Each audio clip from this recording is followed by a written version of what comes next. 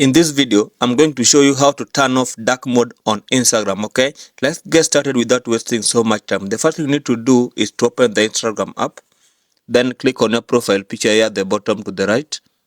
Then click on the hamburger sign. The hamburger sign represents the three bars at the top, okay? This one, click on it.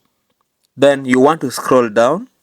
Just scroll down until you see this place for your app and media. Under your app and media, click accessibility and translations, okay? Make sure you follow every step here. Then click on dark mode. The dark mode will be by default, but you can turn it off by clicking on off here. Now you can see I have light mode on Instagram. Just click on the arrow back button and voila, you'll be having the light mode on Instagram. If you want to go back to the dark mode, the same process applies. Just go back by clicking on or the system default. Thank you guys.